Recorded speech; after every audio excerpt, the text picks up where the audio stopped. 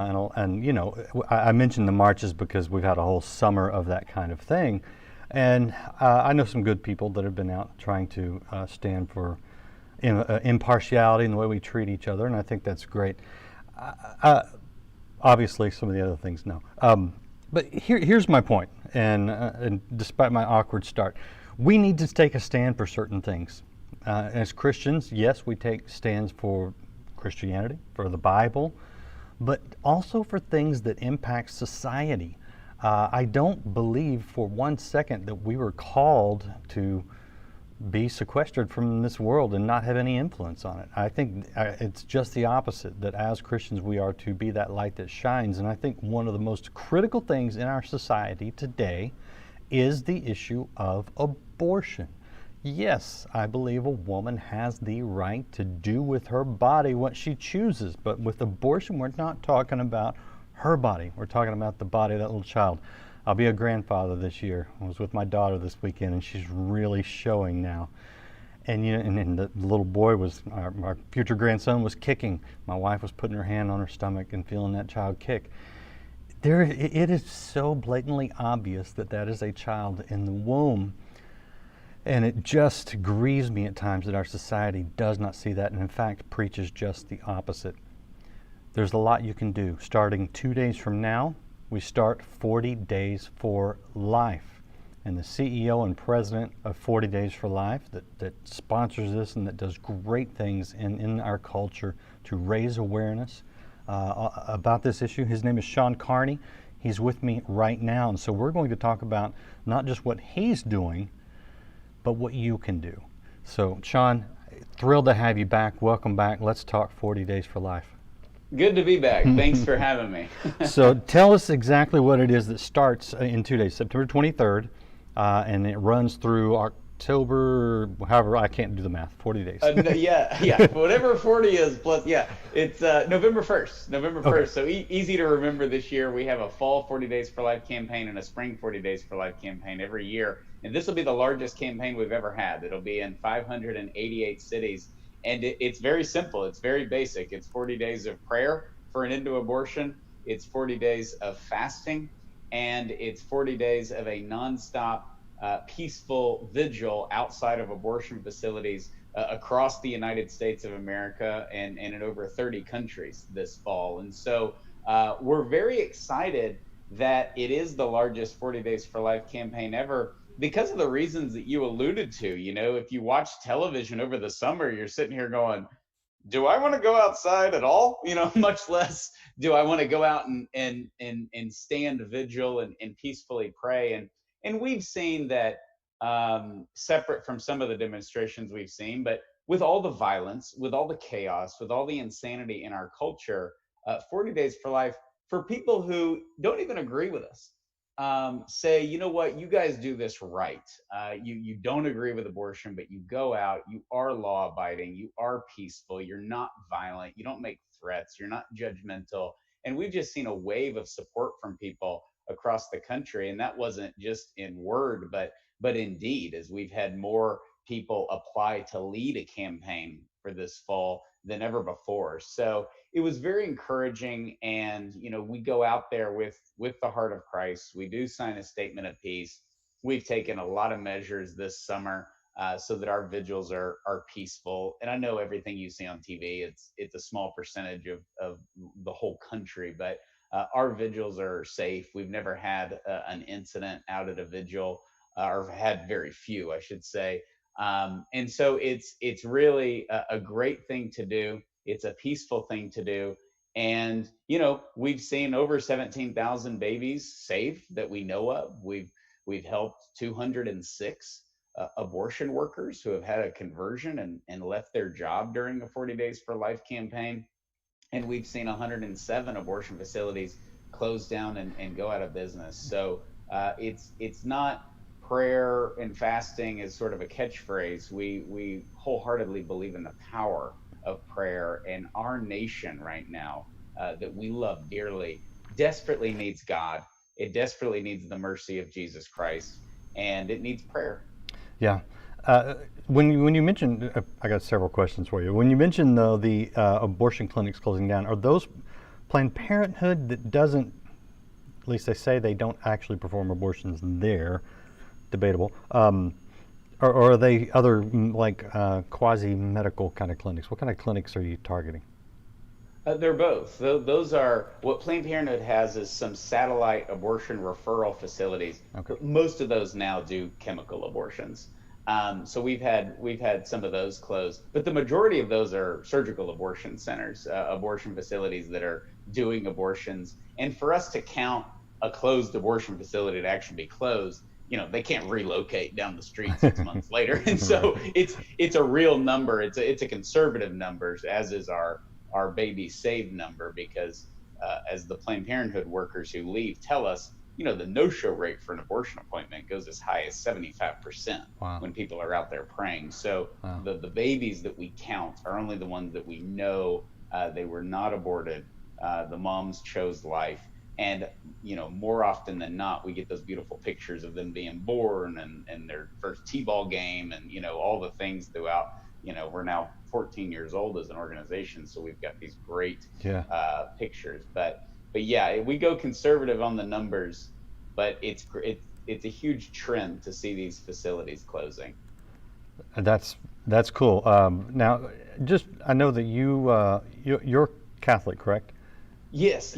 So do you guys don't get into shutting down facilities that provide contraceptive services, do you, even though you disagree with that? Yeah, that's a good point. Some people have asked me, when you do something like 40 Days for Life, people come to you and they want you to go out and pray for an end to everything in front of whether it be like adult nightclubs or in the Catholic Church example, we've had a few people say, what about in vitro fertilization clinics? And you get to where you gotta pick your poison and your mission, and not have mission drift as much as I despise both of those things that I listed. So yeah, no, we have seen a lot of Catholics come out and pray, obviously on the vigils. It's primarily Catholics and evangelicals, as that are the pro-life activists and has been for the last 25 years. But when the contraception issue comes up, I have found that there is no strong, I may be wrong, but in all my years in the pro-life movement, there is not a strong pro-Christian, pro-contraception stance. Some people support it because you think, well, I guess that's logical that it makes sense. They don't realize that many contraceptives act as abortifacients. They prevent implantation. Right. And so Randy Alcorn really has been a great leader in that dialogue because he's an evangelical. He's adamantly against contraception for biblical reasons and scientific reasons. And, you see that consistency of giving God control of, yes, our money and our time, but also our fertility. I ask that because some evangelicals, Protestants who aren't opposed to contraception or even support it, they're not going to get a bait and switch if they come out and support 40 Days for Life. You guys are targeting the active abortion sites. Correct. Yeah. Correct. So I'll show the website here. It's 40daysforlife.com. And you can go there. The 40 is the number 40, and then daysforlife.com. So you can go there and find out what's going on. 588 communities, and you say that's the largest. What typically goes on in the community if someone goes to the website and says, okay, what's going on in my area? What are they typically going to find?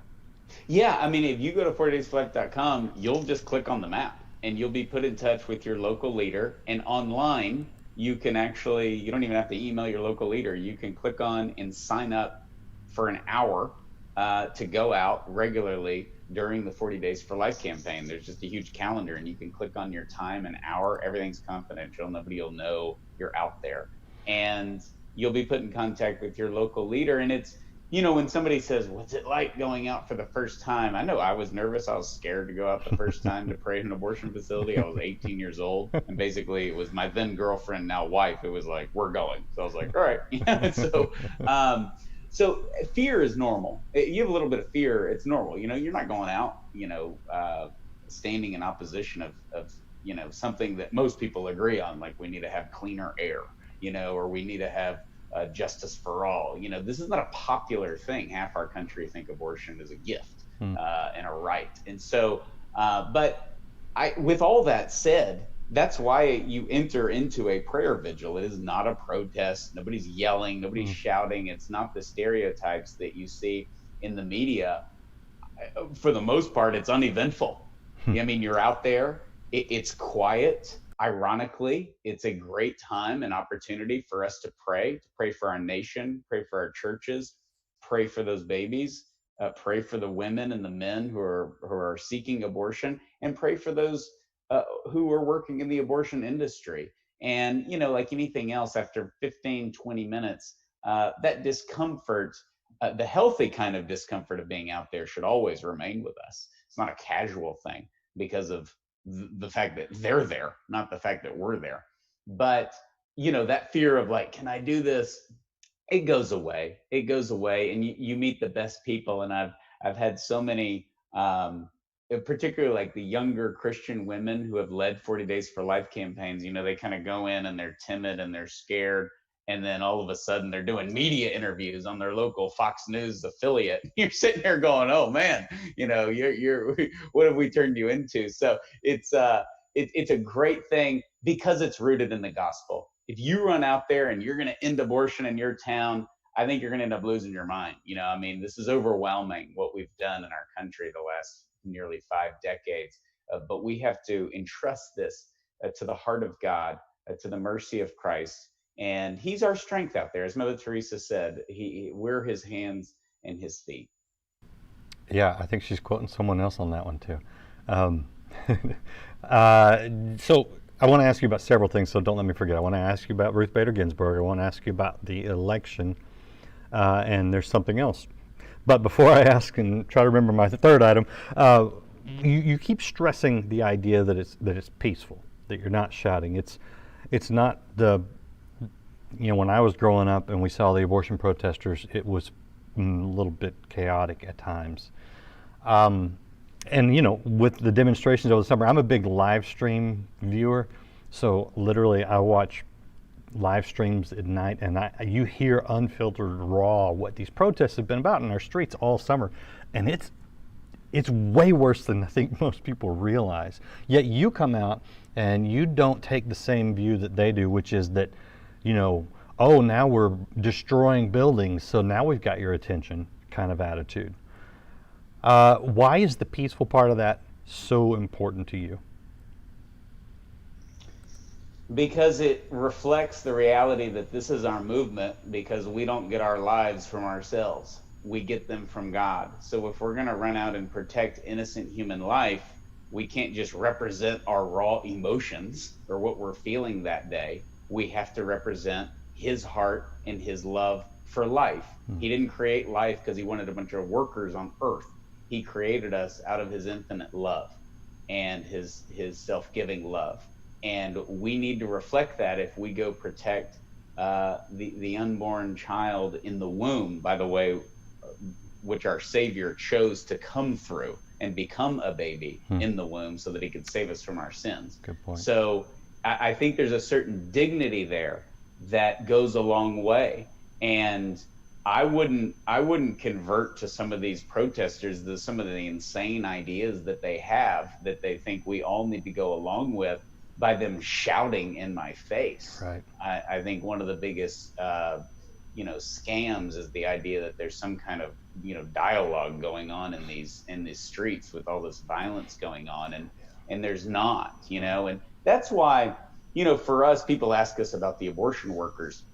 We don't follow Planned Parenthood workers after work and follow them to the grocery store and say, you better repent or you're going to burn in hell. That would obviously be a joke. They always approach us. It's actually our policy of 40 Days for Life that the abortion workers have to approach us. We're not sitting there saying, come over here and talk to me, and they do, because they see what you just mentioned, which is, I didn't like this person the first week. I thought they were some kind of judgmental Christian, but after a week, 2 weeks, 3 weeks, some rain, some heat, some snow, we become human. And when we're all human, that's when real dialogue happens. Yeah, that's good. Okay, I remember my third thing. And so I want you to arm people, because one of the criticisms we hear, and if you get into a discussion with your friends on Facebook or whatever, you're probably going to hear this. Christians only care about stopping abortion. Then they don't care about the kids at all. Which is so, it's so absurd that I kind of laughed the first time I heard it. I was like, you did not know anything about adoption services and orphanages and medical hospitals that all have, a Catholic name on it, or a Saint something, or a Baptist or a Methodist. I mean, it's like, hello. What do you see after the child is born that the Christian community, Catholic, Protestant, all of us have done that just flips that whole argument on its head? Yeah, I mean, look at all the religious institutions that provide for adoption. Look at all of the many charities. I know the Catholic Church, runs is like 68% of the world's charities. Yeah. So it's a ridiculous thing. The other funny thing there that they'll always kind of step back is when they say that, you can say, okay, let's just say that's true. Christians don't care about born children. Abortion's still wrong.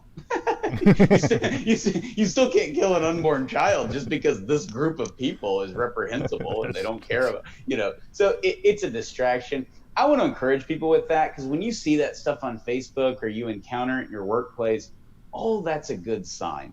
This is what they're left with. This is what they're left with. And it is 2020, and we need to reevaluate who the real progressives are in our country, because if you absolutely have to deny science and technology and all that we know about life in the womb to support abortion. It has to be strictly some vague religious belief that you got out of the clouds, that at some point during gestation, you have the will and the autonomy to end the life of another human being.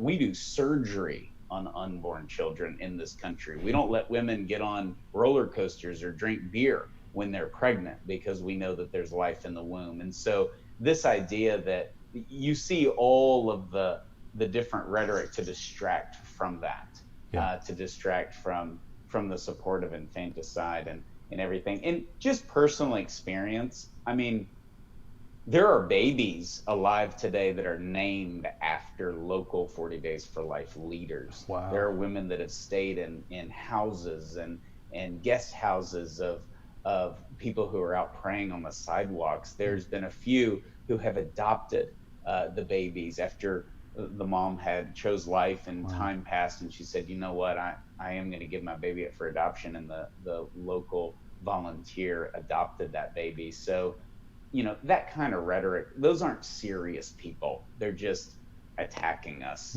based on some theory that they had. So it's a good sign in the big picture, because that's where we are. What happened to privacy and safe, legal, and rare, and it's a woman's right? And, those things get lost now. The current abortion industry is sort of shout your abortion and accuse other people of being really bad. Yeah, that's actually true. And I do support adoption. I know a preacher and his wife that adopted a little boy about half a century ago. I call them mom and dad. So I'm all good. I'm all good with that. That's great. I know. You told me that story, actually. It's a beautiful story. You're a great example. Yeah, and the great thing is that now, all these years later, I have found my biological mother and father and have wonderful relationships with wow, both. that's awesome. Yeah. That is awesome. So, and my dad is Irish Catholic, so I bridge both those worlds. Well, God bless him. Yes. Okay, so the presidential election. Tell me a little bit about what you've seen in the difference between the Obama administration, the Obama-Biden administration, I should say, and the Trump administration as it impacts abortion. Yeah, as it impacts abortion, because we Americans, we love our politics, but we kind of lose our minds with this stuff. And when you say someone did something good, it doesn't mean that you endorsed everything they ever said and every action they ever took their entire life. And for some reason we do that to our politicians. But Obama was the most pro-abortion president ever. Not because Shawn Carney says that, but that's just a fact. He did more Yeah, policy. Not even in his belief. We don't really know what these people believe, but we know what they do, and what he did was uh, rapidly expand abortion in our country and increase funding for Planned Parenthood. Those are facts. Trump has been the most pro-life president ever. And whether people think that should be a funny meme, like Donald Trump's the most pro-life president, more pro-life than Reagan by far, and definitely George W. Bush, that's just the reality. And when people criticize him and say, well, I don't think he's really pro-life, well, he's not very good at being a supporter of abortion if he's not really pro-life. And so it does matter what they do. And he has been fantastic. He has stopped funding overseas for abortions. He has defunded the UN, tax dollars to the UN for abortions. We see that. We're in 66 countries as an organization. It has been detrimental to the abortion industry around the world. He has done so much for life. And that I think those are the differences. I think it's clear cut. One candidate is pro-life, the other is not. And so people, you can argue till you're blue in the face of who people are going to vote for. And of course, there are other issues. I believe the abortion issue trumps, no pun intended, all other issues, because all other issues assume life. We want better taxes. We want better health care. We want safety in our streets because we're assuming life. And you cannot do that if you snuff it out from the beginning and don't grant that right. Yeah, I mean, if you don't have the right to life, no other right matters. Yeah, we don't. I mean, if you can go steal cars, you can park your car in a forbidden zone. You can do so many things because you have life. You can commit crimes because you're alive. What a gift. But you're still alive, and I think that we've confused and downplayed abortion and what we've done. There is outrage, and this is one of the positives of all the discussions on race in our country is, it's drawn up a lot of people to rediscuss slavery. And one of the forgotten things about slavery is just the simple fact that Dred Scott dehumanized an entire segment of our population. The Supreme Court, we get rid of King George and we get the Supreme Court, and they dehumanize blacks in our country shamefully. And Roe v. Wade does that to the unborn because of their size and their location. And so, our court has a history of dehumanization. It's something all Americans should guard their heart against, obviously, but also that we should keep in mind as when we're voting. Yeah, and I liked George W. Bush quite a bit, and of course Reagan. Too. Very likable guy. Trump, not always. He's not coming over for Thanksgiving. Well, my dad, you never know. But here's the thing. At the end of the day, are you voting for policy or are you voting for personality? Because if you're voting for personality, I mean, just go back to high school and select the student body president. But if you're serious about policy in our country, you have to look at that. And it stuns me how many people who are Christians, they just want to vote on personality like this is some kind of popularity contest when the policy is the stuff that lasts for decades. Yeah, I always vote. I have 8 kids, as you know, and I vote for my kids and grandkids. Right. The personality thing, and that was sort of nostalgic for me for George W. Bush because I just love George W. Bush. I was 18 years old when 9/11 happened. I thought he was fantastic leading our country, and of course there's a lot of stuff that Bush did that I don't agree with, that I don't think were the right decisions. But I'm clouded. I'm like, but I just love the guy. And you see that with every politician. People had that for Obama. People had that for Trump. And you got to be objective and think, all these presidents, they become former presidents and they die, as we all will one day. And we're leaving a country to our children and our grandchildren. And so I think that helps us give clarity. But it's so toxic, whether people love Trump or hate Trump, I wouldn't spend a lot of time trying to talk them out of it either way, but we do need to talk about the most crucial issue of our time, And the abortion issue has a political part of it, but at its core, it's not just merely politics. This isn't tax reform, which is always political. This is the greatest moral crisis in our world. Yeah. We have never taken out so many human beings on a scale this large.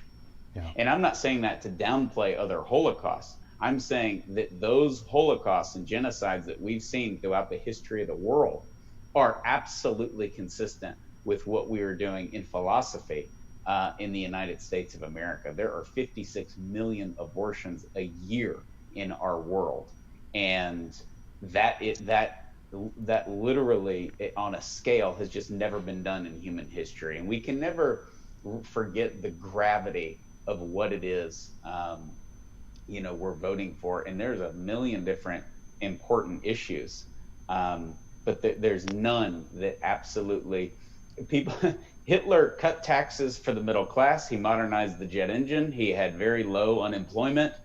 There's not a soul on earth who cares. Yeah,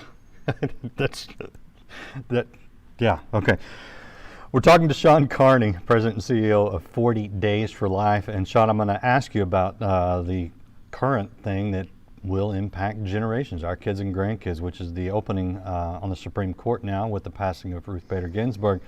Before I do that, I'm going to show people real quick the website, 40daysforlife.com. Starts 2 days from now, September 23rd, this Wednesday. You can do something. You can be a part of going out peacefully praying. And I think the most underestimated thing in our world is the power of prayer. But you can be a part of that. You can find out for yourself, and you can see some of the things that Shawn's seen, which are some amazing transformations of people who are really in a lot of them in the toughest situation of their lives. And so do check out 40daysforlife.com. That's the number 40daysforlife.com. Something going on in your area or close by, or just be a part in prayer at home. I can't stress how much we can do. And the biggest lie the enemy will tell you is that, they won't miss you. Your part's small. There is no small part. This is huge. So Shawn, the big thing that is on the discussion table today is with the passing of Ruth Bader Ginsburg, it does put the Supreme Court at a 4-4 tie for any big issues. They do come back in session October 5th, I believe is the date. Or is that when Congress comes in session? I think it's Congress. But there is, Congress does resume, the Senate does resume to vote on a nominee, and President Trump has said he will send one to the floor. Mitch McConnell has said he will take it to the floor. There's obviously politics involved. What's your view on the current situation? Well, it's a great opportunity. There was a lot of speculation, and I had heard for months that RBG was about to pass away. Yeah, our health has been tough. Yeah. And I think you said there's a lot of politics involved, but there's also people, and the people are all of us who elected officials, and this can be good or bad depending on what political party you're part of. But we elect officials to do their job, and it's completely within his, as RBG said when President Obama nominated the nomination. Yeah, Merrick Garland. Yeah. Garland. Yeah. She said presidents don't stop being president in an election year, and that was it. And elections matter. And what happened is Mitch McConnell, who was elected, stopped that. So Trump got to name Gorsuch. I mean, this is just our process. I forget. I think it's 10 or 11 times this has happened, and the current sitting president always nominates somebody. Obama did it. As recent as 2016. So it's going to get kind of blown out of proportion. Why in the world Trump would wait till after the election, I have no idea, unless he did it for selfish reasons, and he was sort of dangling it like, you better elect me if you want me to pick the candidate. There's that theory. But that would be, he could do that. Who knows? I think that would be very selfish of him. but he could do it. Who knows? But yeah, I think he'll nominate someone. He's saying it's going to be a woman, and there's a couple of top tier candidates that he was. Amy Barrett is the main one, who they said it came down to her and Kavanaugh. She's seems wonderful from every viewpoint, but we'll see. It's going to be a circus. But look at what the Kavanaugh thing did to our country. Yeah, geez. How important though is it that the replacement, unlike Ginsburg, be pro-life? It's huge. It gives the majority, or you never know what these people are going to do until the case comes before them. But it would give the majority of pro-life, because John Roberts has been a disaster. Yes. Now we're knocking on George W. Bush, but he's been awful, and he's not reliable. We know that now after the last case. So, you need that extra one, and you would get that. And this is also what people have. This is, I think, primarily why pro-life Americans vote, is the Supreme Court, because we have to live with these people for a very long time, and that's been awful. They gave us Obamacare, they gave us gay marriage. We don't get to vote on this stuff. They gave us Roe v. Wade. Our Supreme Court is dangerous in so many ways. And so these appointments matter. This is the most important thing any president will do for history. Yep. And so it's very, very important. And I think obviously Trump's going to put somebody up. He said this week. He said it's going to be a woman, and then the Senate will confirm or reject. Are you familiar enough with the list to have anyone that you like, a favorite? Yeah, I mean, you can't really lobby for candidates because I remember doesn't matter. Right. Your rally in support of John Roberts. So how foolish does that look? And Planned Parenthood came out and was criticizing John Roberts, which is really laughable now. He made us both look stupid. But I like Amy Barrett. She's already endured a number of those hearings when Trump upgraded her, I guess 3 years ago, and she was asked about, she's Catholic, she has 7 children, she was a law professor at Notre Dame, and they said you're a Catholic, and she goes, yes, I'm Catholic, and I think it was Feinstein who asked her, who said that the dogma seems to really dwell in you, and that's a concern. Yeah, right. That Christian dogma. Yeah. Imagine saying that to a Jewish person or a Muslim. Not a concern with Nancy Pelosi, apparently. So. Yeah, exactly. No comment. But okay. Yeah, it's a great. There's good candidates, and who knows how any of these people will work out. But Amy Barrett seems to be the favorite for social conservatives. Let's say that. All right. I could pull a guy on here who would disagree with you, and I don't know why, because I thought the same thing. Anyway, thank you, Shawn Carney, President and CEO of 40 Days for Life. Do check out the website and see what's going on in your area. Did I miss anything? Is there anything before I let you go? I appreciate you, appreciate the time, and all of y'all's wonderful work. Oh, thank you, my gosh, for what you're doing out there, and I hope people will look and figure out a way they can be a part and support what you're doing. Thank all you guys for watching. Do share this. You got 2 days before this thing kicks off, so share it now. And if you haven't subscribed or followed this channel, do it right now. And we'll see you tomorrow with more great interviews here on Life Today Live.